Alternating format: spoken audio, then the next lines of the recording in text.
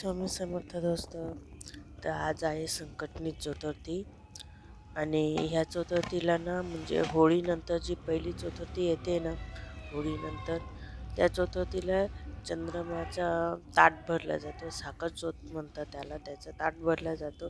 त्या दिवशी पुरणपोळीचा स्वयंपाक केला जातो. गणपती आणि 5 देवींची जे पूजा असते ती केली जाते. तर ती मी पूजा आता मांडते. मी तुम्हाला सांगते. इथं बघा मी गणपती ठेवला आहे आणि मी हे जे 5 देवी यांचे बनवून घेतलेले आहेत. हे आमच्या लग्नाच्या वेळेस माझ्या सासूने बनवले होते. ते आहेत आणि याच्यात एक साखर चौथची देवीची पण आहे. आता ही जी मी 5वी देवी ठेवली तिथं देवी आणि गणपती दोघांचे हे बनवलेलं गेलेलं आहे. तो बनवलेली गेलेली मूर्ती आणि याच्यात आता ह्या 5ची पूजा केली जाईल. हळद कुंकू अक्षता वाहून यांची पूजा केली जाईल. माझ्याकडनं ना फुलं आणायची मला आठवणच राहिली नाही. फुलं पण विसर्जन करतात लावले जातात. तर इथं मी आता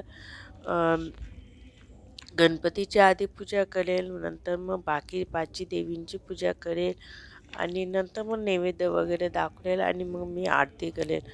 तर या पद्धतीने ही साखर चौथची पूजा केली जाते. नंतर वरती जाऊन चंद्रमाची पण पूजा केली जाते. पण मी ज्यावेळेस ही पूजा मांडली त्यावेळेस वरती चंद्रमा आलेलाच नव्हता. मग मी काय वरती गेली नाही आणि पूजाही झाली नाही माझी.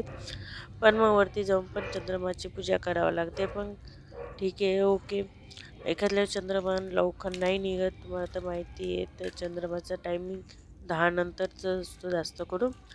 तर या पद्धतीने मी पूजा करून घेतली. आता मी नैवेद्य दाखवते. नैवेद्यानंतर मग आरती करेन.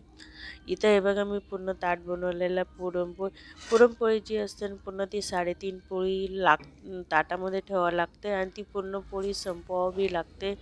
आणि नंतर मग खीर आहे, लस्सी भात, कुर्लाई पापड वगैरे सगळं त्या ताटाची पूजा केली जाते. पूजानंतर मग त्यानंतर मग पाणी हे केलं जातं आणि त्यानंतर मग त्याची पूजा केली जाते. त्यानंतर मग मी आरती केली. आरतीनंतर मग मी जेवायला बसलो आम्ही. या पद्धतीने ही साखर चौथची पूजा केली जाते. तुमच्याकडं कोणत्या पद्धतीने करतात तेही मला कमेंट करून नक्की सांग.